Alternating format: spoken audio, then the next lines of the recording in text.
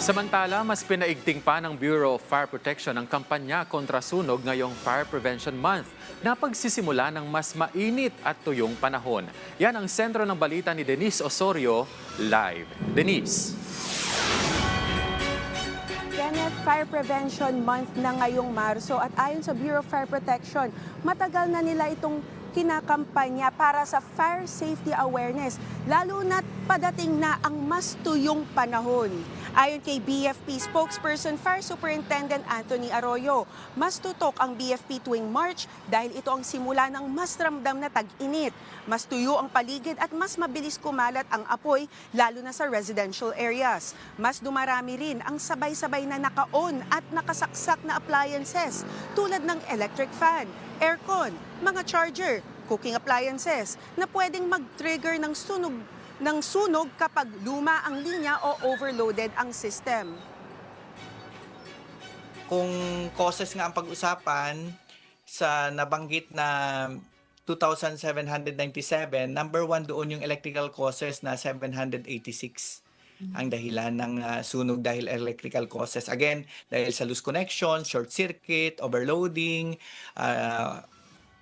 overheating, no? So yan yung mga karaniwan, yung mga explosion sa mga nabibiling mga murang mga gadgets, no? Yung mga kahit yung mga power bank ay nagtataka, bigla na lang sumabog, bigla na lang lumiyab, no? Kahit yung mga hindi quality na mga kagamitan. Paalala ng BFP, hindi lang ito tungkol sa bawal ang octopus connection, kundi kung paano malalaman kung ano ang warning signs sa bahay. Dagdag ni Fire Superintendent Arroyo, mas ideal ang regular pag-inspect ang electrical system sa lisensyadong engineer o electrician. Kung may kakaibang nararamdaman natin sa system natin ng electrical, ay dapat suri na agad, no? Huwag nang ipagpaliban dahil ang mga sinyalis na ito, yun nga, medyo kumukurap-kurap yung ilaw kahit wala naman masyadong hangin, medyo kumukurap-kurap, o di kaya ay may naaamoy tayong sunog na plastic, o di kaya yung kable ng kuryente. Bukod sa kumukurap na ilaw at amoy sunog na plastic, bantayan din ang mga tunog parang may nagpiprito sa may outlet o linya. Paalala naman ng BFP tungkol sa mga electrical wire, hindi ito pang permanente at mas lalong hindi itong akma para sa heavy appliances na mataas ang konsumo. Iwas din sa mumurahing extension cord at charger na hindi pasado sa standards o walang PS mark. At maging mapanuri dahil pati stickers at labels pwede ring peke.